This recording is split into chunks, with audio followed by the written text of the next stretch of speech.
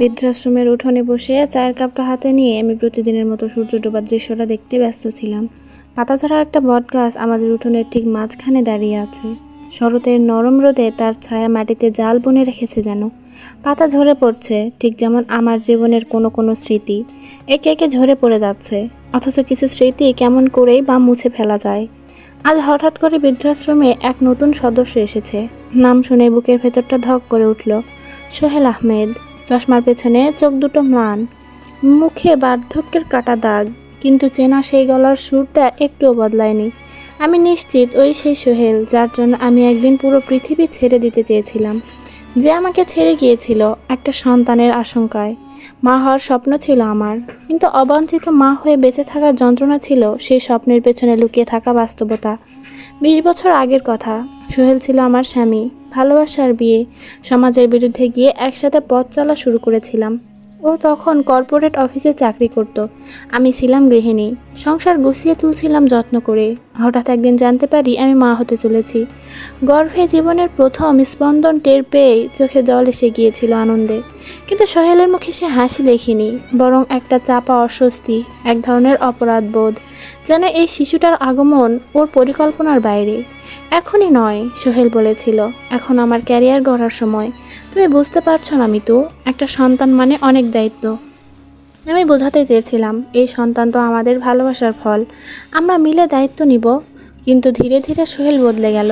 রাতে দেরিতে বাড়ি ফেরা, কথা কমে যাওয়া, চোখে চোখ না রাখা। অবশেষে এক বিকেলেও স্পষ্ট করে বলল, তুমি যদি সন্তানটা রাখো তাহলে আমাকে ভুলে যেতে হবে।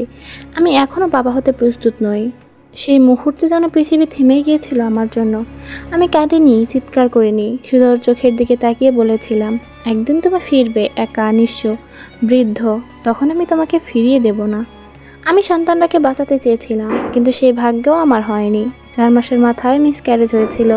হাসপাতালে শুয়ে ভেঙে পড়েছিলাম। সোহেল তখন আর আমার পাশে ছিল না।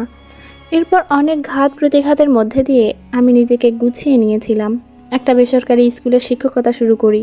ভালোবাসা থেকে জন্মানো সেই ক্ষতটা সময়ের সাথে একটু শুকিয়ে আসে, কিন্তু পুরোপুরি কখনো সেরে ওঠে না। বছর 7 আগে বৃদ্ধাশ্রম গড়ে তুলি নিজের হাতে। আমি চেয়েছিলাম একটা পরিবার যেখানে ভালোবাসা থাকবে নিঃস্বার্থ, প্রত্যাখ্যান থাকবে না, কেউ কাউকে ছেড়ে যাবে না। সোহেল আজ এই বৃদ্ধাশ্রমে এসেছে একজন বৃদ্ধ অসহায় মানুষ হয়ে। কেউ নেই ওর, স্ত্রী নেই, সন্তান নেই, আত্মীয়রা মুখ ফিরিয়ে নিয়েছে। শুনেছি শেষ জীবনে ওর ব্যবসা ভেঙে গেছে, বন্ধুরাও সরে গেছে পাশে থেকে। বৃদ্ধাশ্রমের দায়িত্বে থাকা আরেকজন আমাকে এসে বলল, আপু, নতুন লোকটা আপনাকে বারবার খুঁজছে, বলে আপনার সঙ্গে দেখা করতে চায়। আমি একটু সময় নিলাম। অতীতের সেই চেনা মুখটার সঙ্গে এখনকার ক্লান্ত মুখটা মেলাতে সময় লাগে। অবশেষে সন্ধ্যা নাগাদ গেলাম ওর ঘরে। ঘরের ভেতর আলো ম্লান। সোহেল জানালার পাশে বসে আছে। আমাকে দেখে ধরা গলায় বলল, মিতু। আমি মাথা নাড়লাম। কোনো হাসি নেই মুখে, কোনো অভিযোগও না। সোহেল বলল, তোমাকে দেখতে এতটা বছর পরে আমার মনে হয় না ঈশ্বর আমাকে কোনো অনুগ্রহের বাইরে রেখেছেন আজ। আমি বললাম, তুমি জানো এই বৃদ্ধাশ্রমটা আমার জীবন। এখানে কেউ একা না, কেউ পরিত্যক্ত না, এমনকি কেউ সেই মানুষটাকেও ফিরিয়ে দেয় না যে তাকে ফেলে গিয়েছিল। ওর চোখ জলে ভিজে গেল। আমি জানি ওর বুকের ভেতরে অনেক অনুতাপ জমে আছে। সোহেল বলল, আমি জানি আমি ক্ষমার অযোগ্য, কিন্তু জানো আমি সেই সন্তানের নাম রেখেছিলাম। আমার খাতার এক কোণে লিখে রেখেছিলাম রায়হান। আজও যখন নিজের আয়নায় মুখ দেখি মনে হয় ওই নামটা আমার আত্মায় পুরো গেছে। আমার গলাও ভারী হয়ে এলো। এতগুলো বছর পেরিয়ে এসেও কেমন করে একটা নাম, একটা অনুভব বুকের ভেতর এমন আগুন জ্বালিয়ে রাখতে পারে। সোহেল এখন বৃদ্ধাশ্রমের একজন বাসিন্দা। আমি তাকে কোনো দিন আর প্রেমিক বা স্বামী বলে দেখি না। ওর পরিচয় এখন একজন মানুষ যে একদিন ভুল করেছিল আর এখন সেই ভুলের বোঝা নিয়ে বাঁচছে। ওর জন্য আলাদা যত্ন করি না, আবার কমও কিছু দিই না। প্রতিদিন ওর জন্য চা নিয়ে যাই, ওর ওষুধগুলো ঠিকমতো খায় কিনা খেয়াল রাখি। মাঝে মধ্যে আমার ক্লাসরুমের শিশুদের ছবি দেখায় ওকে। একজন সোহেল বলল, তোমাকে কিছু দিতে পারিনি আমি, শেষ বয়সে যদি কিছু দিতে পারি। আমি বললাম, তুমি এখন থাকতে পারো এই বাড়িটায়, সেটাই অনেক। সোহেল চুপ করে বসে থাকে অনেক সময়, মাঝে মাঝে জানালার দিকে তাকিয়ে থাকে। আমি বুঝি সে তার জীবনের সেই অসমাপ্ত অধ্যায়গুলো খুঁজে ফেরে। সে অনাগত সন্তানের মুখ, যার অস্তিত্ব ছিল মাত্র কয়েক মাস, অথচ যার উপস্থিতি আমাদের দুজনের হৃদয় থেকে কোনোদিন মুছতে পারেনি। এক সন্ধ্যায় সোহেল বলল, মিতু, তোমাকে আমি একটা কথা বলতে চাই, শেষবার। আমি তাকালাম ওর দিকে। যদি আবার জন্ম হয়, সোহেল বলল, আমি সেই প্রথম দিনেই বাবার মতো আচরণ করব।